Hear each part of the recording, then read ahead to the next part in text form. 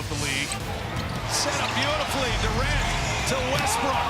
This is just brilliant stuff we're watching. The Oklahoma City Thunder are headed to the NBA Final. Kevin Durant on fire. Westbrook with the lead for Durant. Beautifully executed. Westbrook feeds, corner pump. Durant on the money. This is a new journey for me. It's testing the unknown, and I trusted my gut. I trusted my instincts. And it's an unpopular decision, but I can live with it. Thursday's TNT doubleheader has so many levels of meaning. Team, town, two guys back together again. What happened in the playoffs? KD and Russ at Oracle is the back half of the double dip. And leading things off, another terrific matchup, the Celtics and the Cavaliers. The Celtics trying to put a dent in the Cavs' record.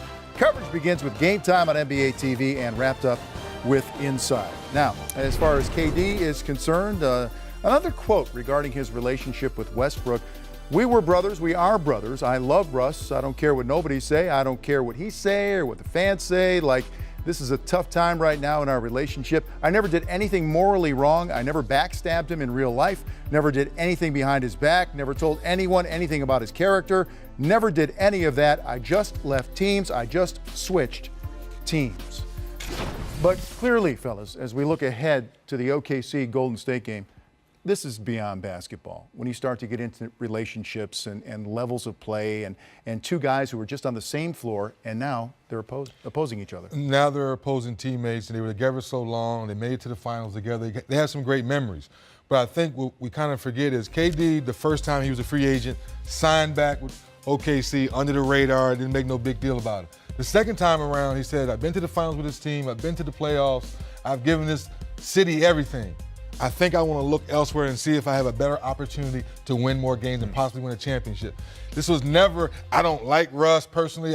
Russ and I don't get along. It's about, I'm ready for a new opportunity, and that's what he's doing now, taking that opportunity on. Yeah, but perception can become reality, and that's what this is all about. And you can see the frustration in the way Kevin had to answer that. There was no easy way for this to occur, though. That's just the reality. And I think what he said, the fact that he didn't look him in the eye and talk to him, because, you know, you do grow apart as teammates. You know this. Yeah. I mean, as you get older, one guy gets married, and now you're thinking about a family. And you remember, we're not kids that play in the game in the park and going home to mom and dad.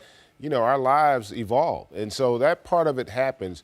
But on the floor, you know, they had a great connection. They had tremendous success.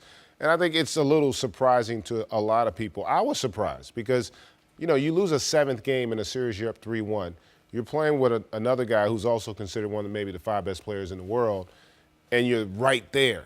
To leave that, I think the shock of that is as much of an issue as anything. And now, you know what? He's been able to turn the chapter, move on. Russ has as well.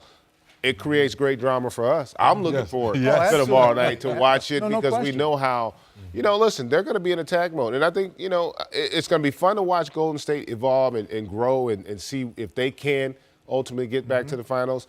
And I'm also anxious and excited to see what this young Thunder team can ultimately become, because early on here, I mean, they've won some tough games. Russ is having just an unbelievable start. I don't know that you could play the game any better than he's playing it right now. I don't know that there is more of a competitor in the league. I don't think anybody competes harder, I would say. And I don't think you would ever question any game that Russell Westbrook laces them up. Is he going to play hard and play at maximum effort? That's what I appreciate. But let's keep it, as they say, 100. It's the assists. It's getting everyone involved. We know he can score. We know he can rebound with the best of them. But the way he's getting Oladipo involved, Adams, they're getting layups and dunks, all that. Lead the league in scoring, second in assists, sixth in rebounding. My point is, for so many years, what do we nitpick? Passing. We never talked about this. We worried about his scoring. Right. We never worried about him rebounding with the best. We never talked about him blocking shots with the best guards. It was always, how come he's not passing more? How come he's not making everyone around him better? Now, at the beginning of this season, Adams getting dunks, Cantor's getting layups, Sure. Oladipo's getting dunks. That's the problem. Like, okay, now he's really taking upon himself to be a better leader on the floor. They're putting pieces in place. They're signing up guys, and they're telling Russ, you lead and they will follow. Meanwhile, I think the message more for KD is you fit in to what we're trying to do. And DZ, to that point, he's done well in terms of scoring, but overall, three-point shooting is down a little bit for Golden State. So is the adjustment period still going on, particularly for a guy like Clay, who we thought would be unaffected? 3 of 28 from 3 to this point. Well, after talking to Steve Kerr when I was out in Portland, is that they're just missing shots right now. Like I was watching the game in the fourth quarter, Clay missed 3 wide open threes that he normally makes. KD missed 2 wide open threes. Steph missed 3 wide open threes in the first half the other night, but he came out in that third quarter and went 5 for 5, and everything changed.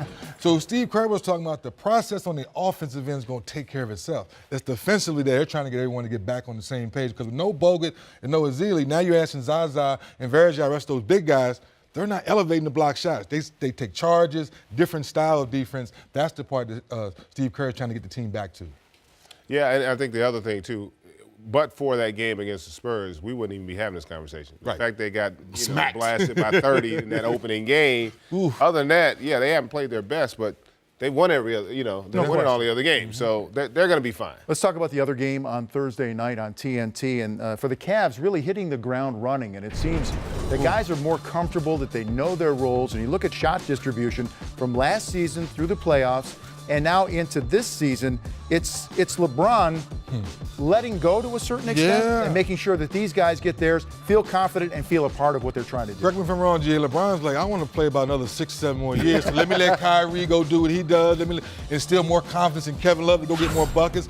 Because they know in the fourth quarter the ball's going to be in my hand. I'm going to create havoc. I'm going to attack the defense. And guess what?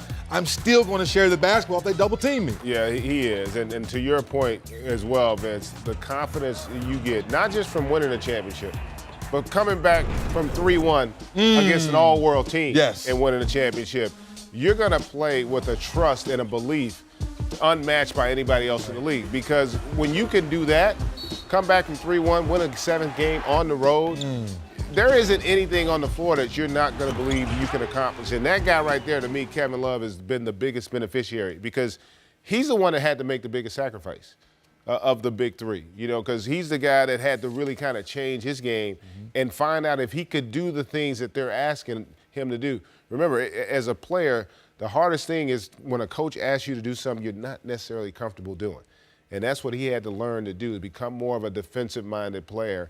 And, boy, I tip my hat to him. He's bought in, and they're winning because Well, when you look at that video, I get the sense that's a little Minnesota Kevin Love that we're seeing in there, working inside out again. Inside, outside, playing with confidence. A little thicker this year. So far, so good.